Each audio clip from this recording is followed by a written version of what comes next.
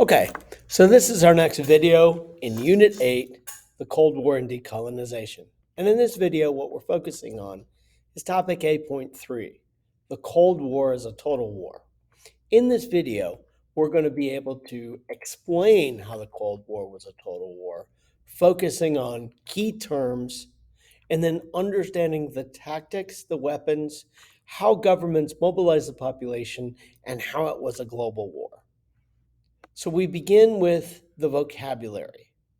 Now, if this is the first time you're learning about this, or this is the first time that you're really looking at this video, I would pause and I would look up all of these terms.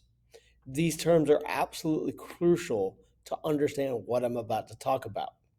If you were in my class during the year, we've already defined these terms. So this is a review. So you can press pause now and kind of look them up very briefly, or we can just move on. So essentially, what we're dealing with is this: the Cold War was a total war. And Wikipedia defines the Cold War as a warfare that includes any and all civilian associated resources and infrastructure as legitimate military targets, a mobilization of all the resources of society to fight the war, and priority given to warfare over non-combatant needs. So to kind of put this in terms we can understand is, number one, tactically, when we're fighting the war, our targets are not just going to be military targets. They're going to be targets that are directed at both infrastructure and civilians in order to kind of break the will of the other side to make them quit. Secondly, when we talk about mobilizing all the resources of society, what we're talking about is, winning the hearts and the minds of the people to the war effort and making sure that key things are guided toward winning the war, such as certain resources and industries, over everything else. So, to put it in terms we can understand, a Cold War basically involves, or a total war involves, new tactics, industrial weapons, mobilization, and global war.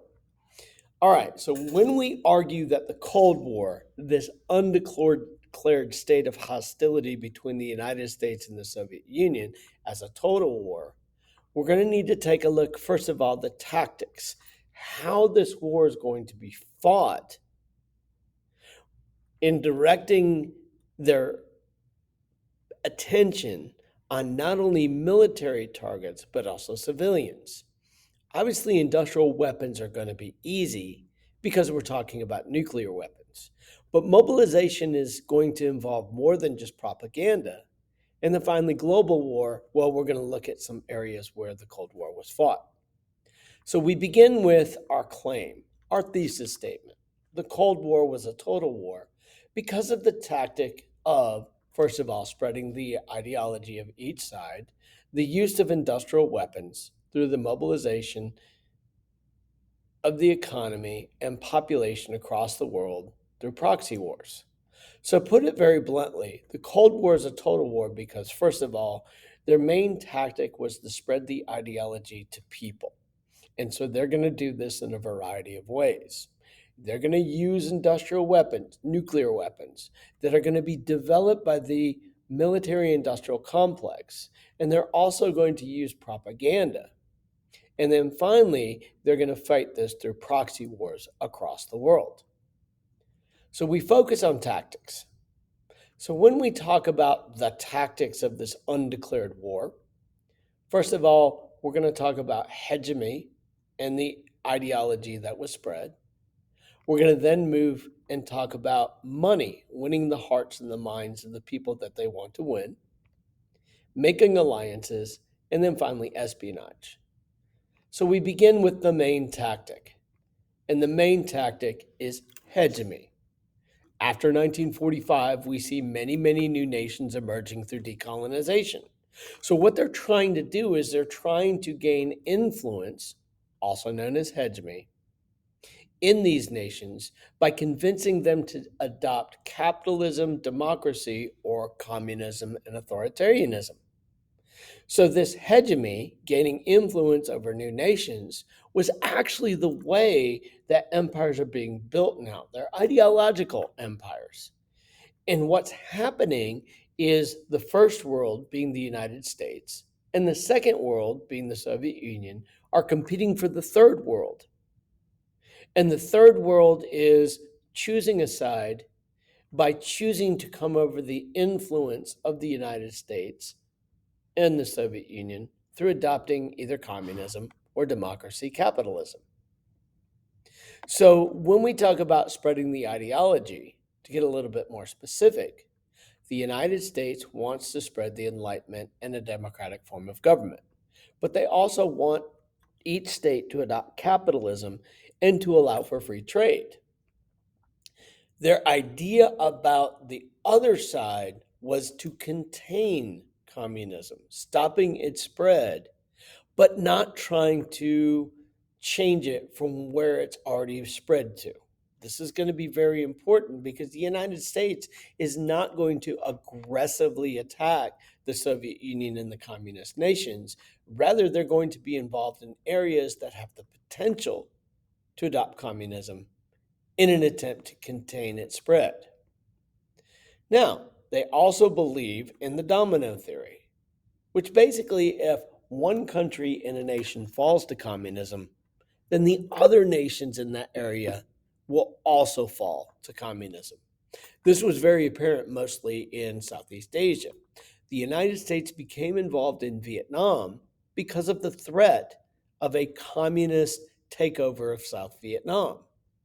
And the United States feared that if North Vietnam, which was communist, took over South Vietnam and made it communist, that the surrounding countries of Laos, Cambodia, Thailand, even into India would eventually also fall to communism. Now, the Soviet Union, on the other hand, was authoritarian and they were communist.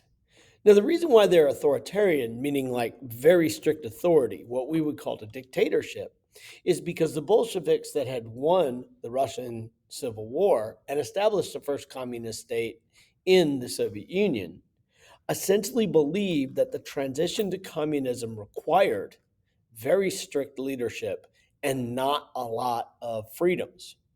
So this is why the USSR is really focusing on more of an authoritarian system to literally tell the people how to do communism instead of letting them do it themselves.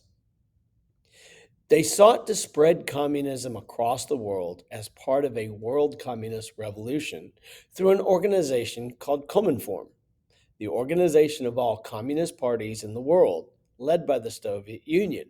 And what they would do is they would aid communist parties in certain parts of the world through finances and weapons and things like that in order to spread communism. So, on one hand, we have the United States seeking to spread democracy and capitalism, but also contain the spread of communism. And on the other hand, the USSR is trying to spread communism as part of a world revolution. So, this leads us to essentially kind of what's going on in the world. Cold War empire building. We start off with trying to establish hegemony, which is influence. We do that through either containment in the domino theory versus Cominform. And what we're actually trying to do is win new states in the third world. Because basically, the political nationalism from 1945 to 1989, it's going to be defined by how many states share your ideology. So the big scoreboard in the sky essentially reflects how many democratic capitalist nations there are versus how many communist nations there are. And that's going to determine your world power, or partially. Economically, both were looking for markets, resources, and investments. But since imperialism is over, they're trying to build an ideological economic network in order to promote trade. Another tactic to win hegemony and to win people to your side was giving money. Across the world, the everybody is trying to recover from the destruction of World War II. Plus, they're also trying to avoid the post war recession. So, when we talk about giving money, the world needs to be rebuilt, the world needs to be better. So, not only do existing nations such as France, such as Poland, such as the Soviet Union need money to rebuild, but also these newly independent nations, such as when India becomes independent or places like that, they're going to need money as well. So both sides are going to come up with this financial program of aid to build these nations. The United States side is called the Marshall Plan, and the Soviet side is called Comcon. Both of these were packages of financial aid given to nations that were either communist for Comcon or democratic for the Marshall Plan to kind of motivate them and help them adopt the side. Now, both the Marshall Plan and Comcon were ended in the 50s, but this idea of giving money continues through different programs. Alliances were also built, and these are going to be agreements to help in time of war, but these are going to be very defensive alliances, meaning that if one member of the alliance were attacked, then all members would jump in. So we start off with this democratic side, which in Europe was called NATO, but also in Southeast Asia, you have SEATO, and then in the Middle East, you have CENTRO. All of these basically were defensive agreements to help each other in times of war. Now, the Soviet side also made their alliances. And remember that these alliances are regional. In Europe, the Soviet alliance of communist nations, reflected here in red by the map, is called the Warsaw Pact.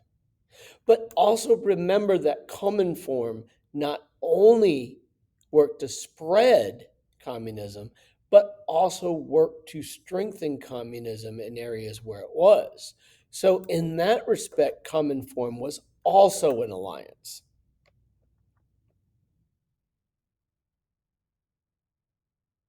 The last way, or the tactic that the Cold War was fought, was through espionage. When you look at this, each side, the United States led by the Central Intelligence Agency, also known as the CIA, and the Soviet Union led by the KGB, used espionage and spying to try not only to take weapon secrets, but also to become aware of what the other side was doing. So, just to kind of review, when we talk about tactics, we're trying to establish influence to spread our ideology. We're using money through the Marshall Plan and Comcon in order to win the hearts and the minds of people. We're making alliances such as NATO and the Warsaw Pact. And finally, we're using espionage. Remember, this is an undeclared war. When we move on to weapons, this is the next part of it. We're talking about nuclear weapons. And after the United States used the first two atomic bombs to end World War II, an arms race in these developed. As you can see by this graph, we have a massive buildup of nuclear arsenals starting in the 50s, peaking in the 60s, okay? And then essentially peaking again in the 80s and the 90s, and then gradually going down. This arms race represents the number of nuclear warheads that each nation had. But it's more than just warheads, the explosive part. It's also delivery systems. You have the development of planes, long range bombers, but these bombers could be easily shot down. So then we move to other things like submarines that could sneak in under stealth, deliver these nuclear weapons, and then sneak away. But those too could be detected. And finally, with the space race, we have the development of missile technology. So we have this big arms race, and the arms race was worst in the 50s and early 60s.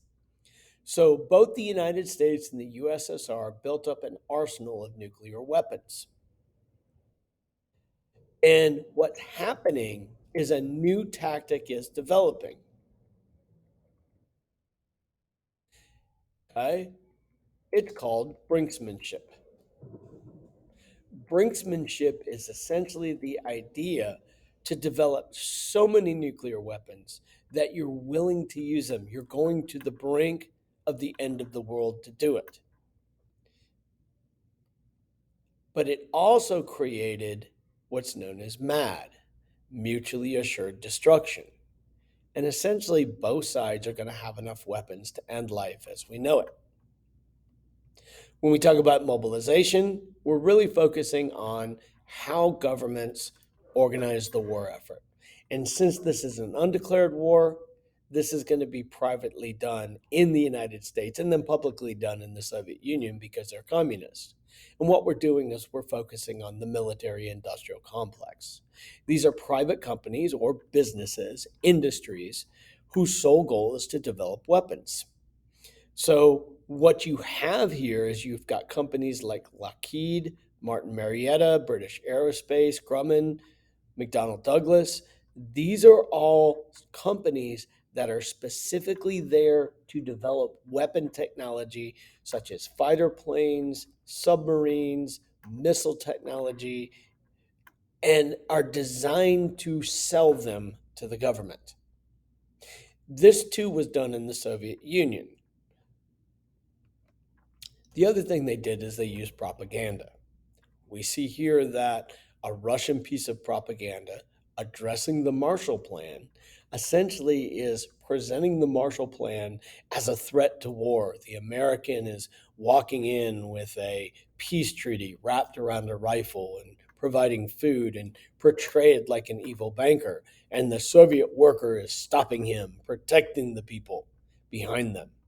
This propaganda could be seen not only in these things, but also in movies such as Rocky IV, other movies like Firefox. Also, you have in toys and things like that. This is a piece of American propaganda, essentially showing how the United States way of life is under threat, showing that communism was an iceberg which has already led to the end of the free way of life of East Germany, Czechoslovakia, North Korea, and so forth and so on. And the United States needs to be ready. Now, when we talk about global wars, we're talking about proxy wars. And in the next video, I'm going to kind of run you through the entire course of the war. But proxy wars are conflicts in which the rival superpowers finance and armed other people in fighting the war. So, this is a map of where the different proxy wars were fought. Vietnam, Iran, Turkey, Egypt, Angola, the Congo, Bolivia, Chile. So just to kind of sum this up, we started this off explaining how the Cold War was a total war. And we reviewed what the Cold War was, and we kind of talked about the Cold War as a total war. So when we look at new tactics, first of all, both sides were trying to spread their ideology. Communism on the Soviet side, democracy and capitalism on the American side. And the United States sought to contain it because they felt that once one area fell to communism, the rest would fall to communism. And that's an idea called the domino theory. The communists on the other side, essentially, what they were doing is they were trying to spread communism through Cominform as part of a worldwide revolution. This basically leads to a new form of empire building based on hegemony, influence, where the first world and the second world competed for the third world. Money was given to win people over, either through the Marshall Plan or Comcon, and alliances were made across the world, such as NATO, CETO, and Centro on the American side, and the Warsaw Pact and Cominform on the Soviet side. These were defensive alliances. But the main way that the United States and the Soviet Union really competed was through espionage, the KGB and the CIA. Industrial weapons were used. A nuclear weapons and an arms race was developed, reaching the point of brinksmanship and mad, mutually assured destruction, not just because of the explosive power of the bombs, but the delivery system with the development of missiles. Mobilization featured the military industrial complex, companies that specialized in making weapons and selling them, and the use of propaganda to show how your way of life was under threat. And then finally, global war was occurred through proxy wars, but also aid packages such as the Truman Doctrine and the Eisenhower Doctrine. So, when you look at a possible AP question from this unit, this is one that I've seen asked in different ways, where you create an argument that evaluates the extent that total war changed from 1990 to 1989. So this is basically including World War I, World War II, and the Cold War.